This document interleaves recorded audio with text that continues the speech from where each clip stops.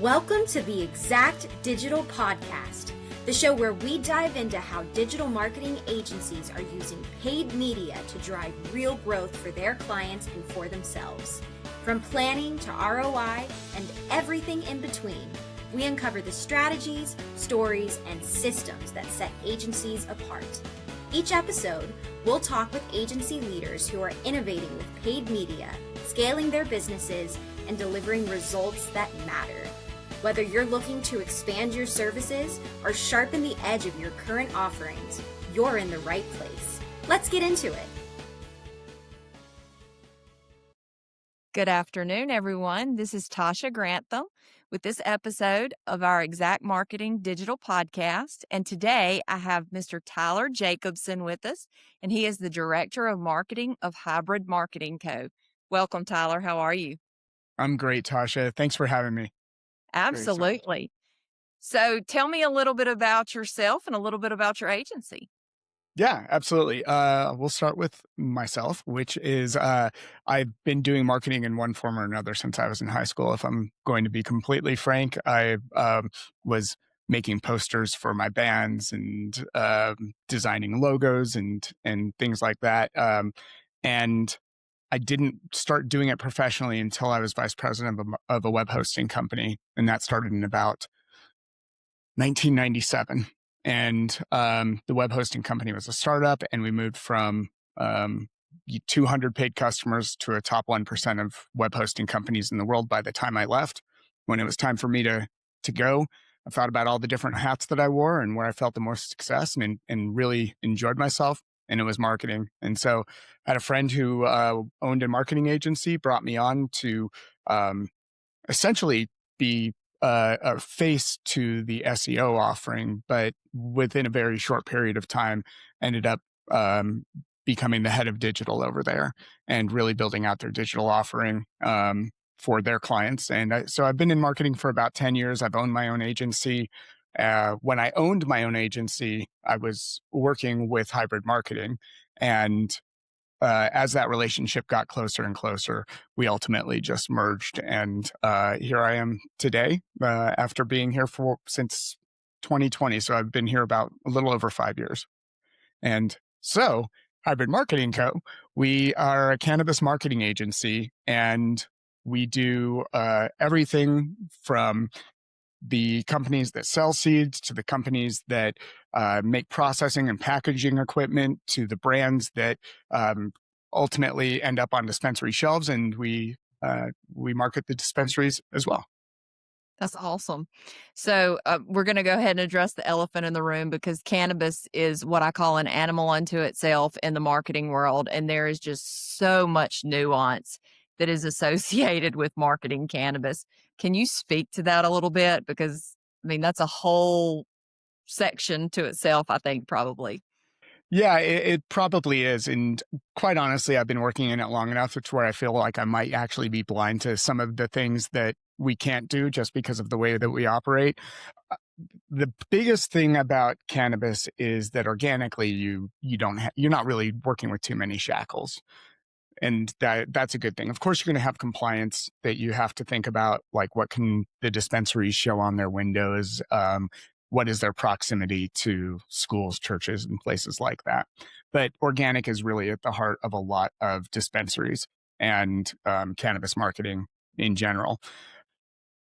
I've found that recently, not just in programmatic, but then also in paid search and social marketing, we've actually been able to make some inroads there, and we've actually been able to run accounts there without getting dinged. And that used to be the real dark space where it was, it was very risky to try and run any campaigns on any of those platforms. I think we figured out how to do it now, and it's been going quite well. Awesome. Good deal. So are you willing to share the secret sauce there? Are there any tips and tricks that you can share that? Sure. Yeah. So I think, and I'm very conservative in my approach to it just because the stakes are so high for the clients. And that also translates to the stakes being hard for us as an agency because we don't want to have ad account after ad account get turned off. So when it comes to search and social, we're trying to make sure that we have a site that doesn't really mention cannabis, doesn't really mention the category that these dispensaries are in. And that and same thing with the ads, quite frankly, especially when it comes to social. We have to work with some assumed knowledge of the people who are getting the advertisement, try and build up that brand recognition, and give a little wink to it, and try and err on the side of caution. And then in paid, again, my approach there is very conservative as well, and I'm waiting generally for Google to recommend to me that I should use some keywords that traditionally they've considered hands off. Gotten Okay. a little, and I don't know if it's I don't know if it's because of the trust that we've built up as an agency with Google, or if they are loosening things up a little bit. But using a term like dispensary near me in a paid search campaign, just it would I mean, automatically you would get a ding on it. And now we're actually able to get that through and have it running and without violation. So That's great. That's amazing. That's wonderful. Yeah. yeah. So talk to me about, let's just say there's an agency out there or there is a cannabis business out there that is looking to advertise or they're looking to build a brand. I know that there is a lot of nuance around compliance and around, all the different things. So what would be first steps for somebody who is looking to maybe get into that? Let's just say that it's on the retail side of things. What would be what does that look like? Okay. Well, I think initially when you're building your brand, one of the things that you really have to watch out for is you can't be appealing to kids, and that is a very subjective space. But it typically means that if you're going to use animation, you have to be very careful in what kind of animation you're using. If you are, you're not going to be able to go out there and try and replicate a candy brand as an example, because that's sold to children. And so those are some considerations that brands initially should be considering. Now, once the brand exists, and let's assume that you're already in a dispensary, my approach to this is typically we want to be at the point of sale. That's where we want the most visibility, the most advertising to be taking place. Because if I advertise to you outside of that dispensary, you're not in the mindset to buy necessarily. I might be building up all of that brand trust, but that doesn't always translate into you coming into a dispensary and asking for something. And I think that's another thing to consider here, is that cannabis products typically, not universally, but typically, they're not like wine. They're not like beer. You don't find somebody who tries one product and says, that's pretty good. What else is like this? Typically, what you'll find is people who go in, they find their product and they stick with it until they have a compelling reason to change. That compelling reason could be the dispensary's out of it. It could be that there is a extremely deep discount on a different product that invites somebody to change. So the name of the game for a lot of these companies is taking market share from existing brands rather than trying to convince somebody to try something that they've never tried before. That's interesting. Never really thought about that. But yeah, I could see that there would be a lot of brand loyalty in this space for sure. Mhm. So let's talk about top of the funnel and jump into programmatic just a little bit and discuss that. So as far as like audience building tactics around that, I know it has to be considered sensitive content category, above 21 and up, all those types of things. Mhm. Are y'all able to do anything with like location based services, like with device ID, where you're doing competitor conquesting around competing dispensaries and things like that? Yeah, absolutely. And in fact, that is got to be one of the table stakes beyond just the age gate. If I can't get that granular with my targeting, then it's probably not worth doing. So yeah, you do want to do some competitor conquesting and make sure that your ads are running to people who have been over at those competitors. And then also you want to reinforce with your existing audiences your brand and make sure that they're seeing it. and when I say brand, I'm sorry, I mean like a dispensary, right? Right. Now, the reason that I would focus on dispensaries in that conversation is because it's not like Coca-Cola. You're not going to be in every location out there. So to me, the most effective way to do this is to team up with the dispensaries that are selling and make sure that our message as a brand goes out through that dispensary so that there can be a nice buying journey. People can come straight to the dispensary, buy your product from an ad, and it's all very clear Absolutely. as to where to get it and how to get it. Yeah, no, that makes a lot of sense. And so talk to me, because I know Google and social and some of those limitations on the paid side, the thing has been a lack of being able to show ROI. So how is hybrid actually showing return on investment? What are some of the KPIs that you guys are using to be able to show that? Yeah. So if you can't track from direct attribution from your ad all the way to the sale, then you're going to be looking at aggregate improvements. Where are you actually seeing those? What's happening to your numbers by and large as we've added this element of programmatic advertising or paid search or something like that. Now, there are services out there that can allow you to tie the influence of especially programmatic ads back to footfall and transactions. And there's a company out there called Surfside, and they actually specialize in that. So they're able to say, from our display advertisement, this is what we're seeing as the ROAS. In paid search, it's not as direct of a journey because we actually aren't even asking people to submit an online order, which again, the conservative space, the conservative approach that we take, we're trying not to be overt in this, in what we're doing here. Like I said, it's a wink and a nod, right? So we want to make sure that you know where the dispensary is, that you know the hours, and that you actually come in and we get the footfall that way. Okay. And are you able to run like in Google Maps, like where people can actually get directions to this dispensary, or is that a no-go zone? I haven't been successful so far in tying the Google business profile to the ad accounts, and I'm not sure if because some of these brands or some of these dispensaries actually put the word dispensary in there, and so yeah, we haven't really been successful in doing that just yet. Gotcha. So I don't know if we actually can do map placed paid search ads. Okay. And then I guess that would lead me to, I know a lot of people think that using the word dispensary is the way to go, but is that something that people need to look at, like when they're talking about their naming convention and even down to naming my business? At that level, is there something that, can be done to, I don't want to say mask or disguise, but to be able to get you around some of that? I just wonder if there's something that could be done on the forefront that might help people be in a better place to advertise. Yeah, Tasha, I love that question. It's a very thoughtful one.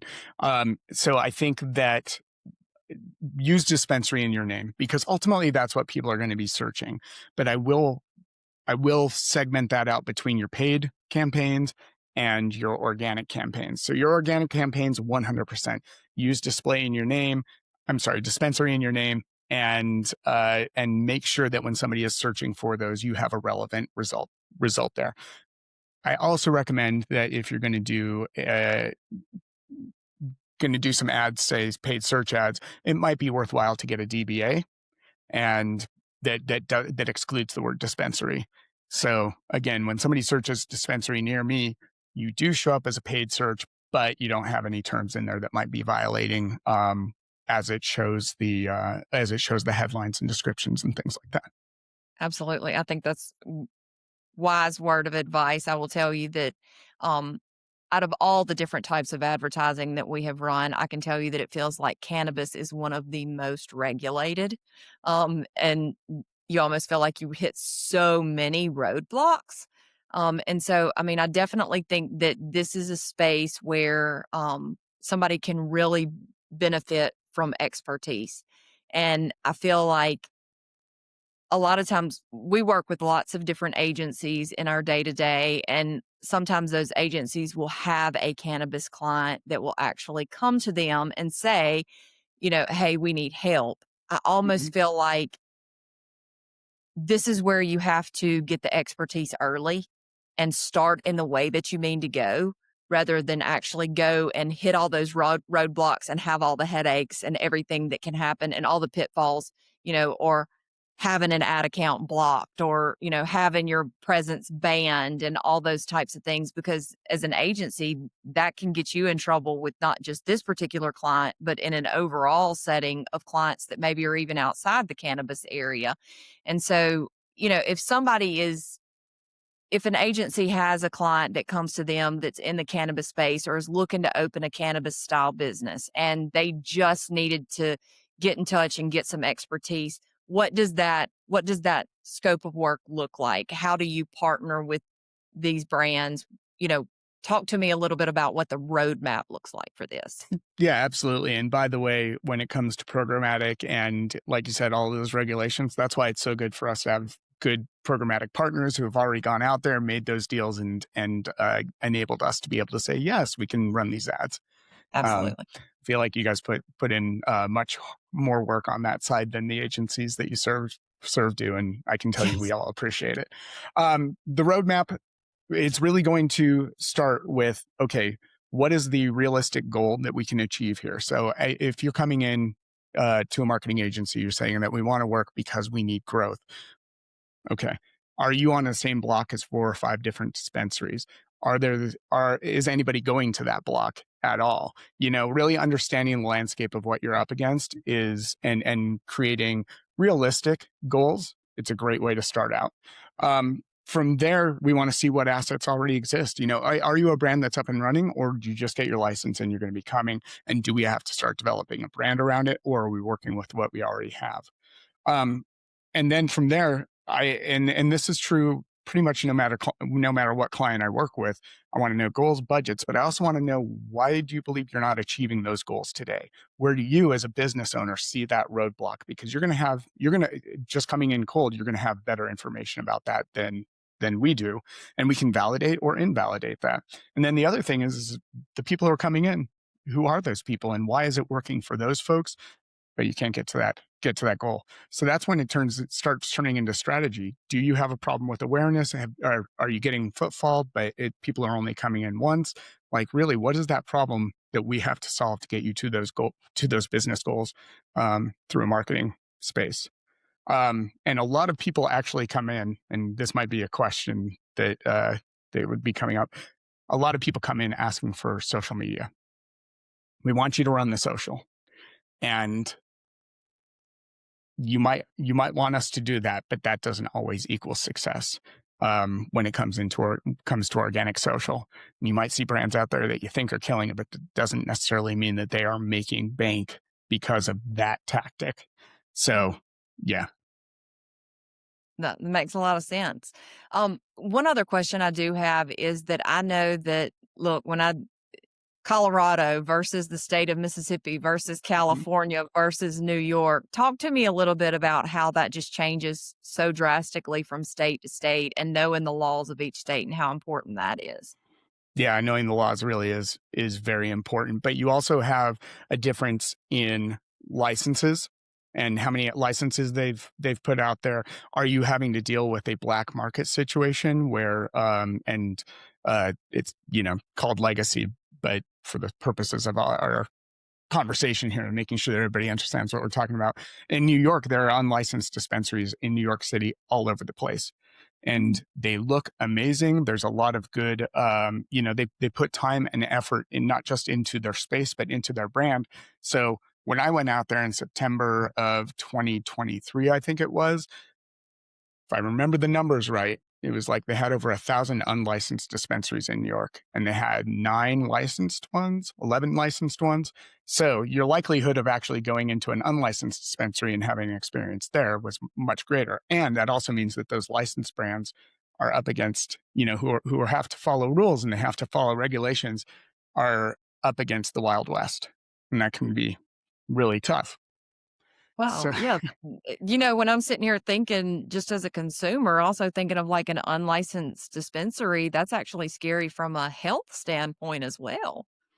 yeah, when I consume edibles, and I went into an unlicensed dispensary, and I think I bought was it 1,000 milligram cannabis bar? And I could never do 1,000 milligrams. I'm stuck at the 5 milligram spot. And as I was walking around with this thing, I'm like, there's no way I'm going to take a bite of this.